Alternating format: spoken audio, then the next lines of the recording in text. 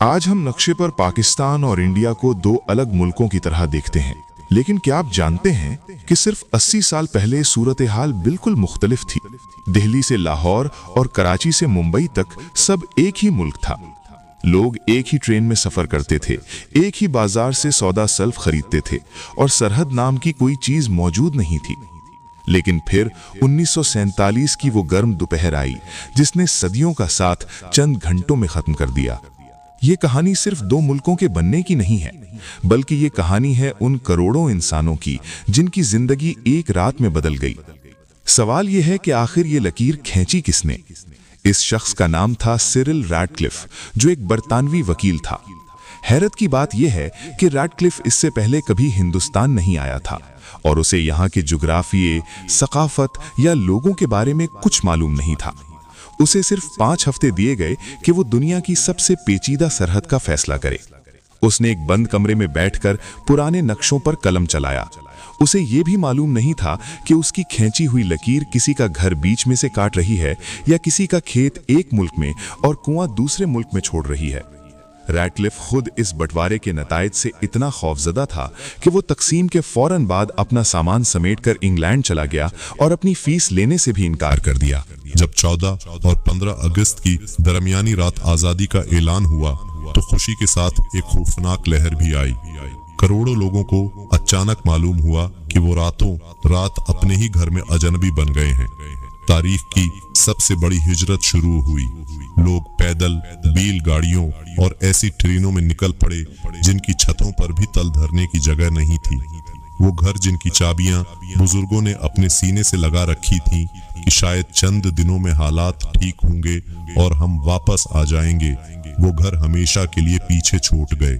सड़कों पर मीलों लंबे काफिले थे और हर तरफ सिर्फ एक ही सवाल था कि हमारा अगला ठिकाना कहाँ होगा।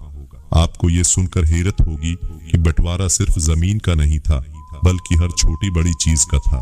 सरकारी दफातर की मेजें, कुर्सियां, यहाँ तक कि टाइपराइटर्स और लाइब्रेरी की किताबें भी आधी आधी बांटी गईं। इंसाइक्लोपीडिया की जल्दें तक तकसीम की गईं कि एक जल्द इंडिया की होगी और दूसरी पाकिस्तान की। पुलिस के घोड़े, राइफलें और यहाँ तक कि बींड बाजों के आलात तक का हिसाब लगाया गया। वायसराय की शाही बग्घी के लिए सका छाला गया था कि वो इंडिया के पास रहेगी या पाकिस्तान के। रेलवे के इंजनों से लेकर कोयले तक हर चीज का बंटवारा एक तराजू में रखकर किया गया।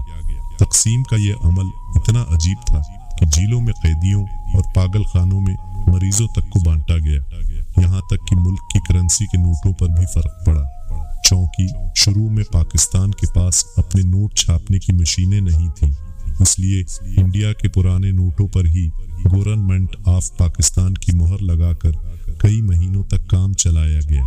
यहाँ तक कि रेलवे की पटरियों और सड़कों पर चलने वाले बसों का भी हिसाब किताब किया गया। ये तारीख की वो वाहिद तकसीम थी जहाँ मिट्टी के साथ साथ जज्बात, रिश्ते और यादें भी तकसीम हो रही थी।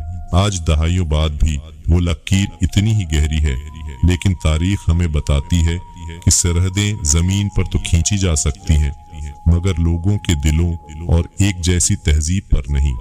पाकिस्तान और इंडिया की ये कहानी हमें याद दिलाती है कि इस बंटवारे में इंसानों ने किया कुछ खूबिया। ये कहानी इन लाखों बुजुर्गों की है जिन्होंने हिजरत के दुख सहे और नए सरे से जिंदगी की बुनियाद रखी। क्या आपके खानदान के बुजुर्गों ने आपको 1947 के इस वक्त के बारे में कोई किस्सा सुनाया है? क्या उनके पास भी अपने पुराने घर की कोई याद या चाबी महफूज है? कमेंट्स में अपनी राय और अपने खानदान की कहानी हमें जरूर बताएं। अगर आपको ये तारीखी मालूमात पसंद आई हो तो वीडियो को लाइक करें और हमारे चैनल को सब्सक्राइब करना ना भूलें।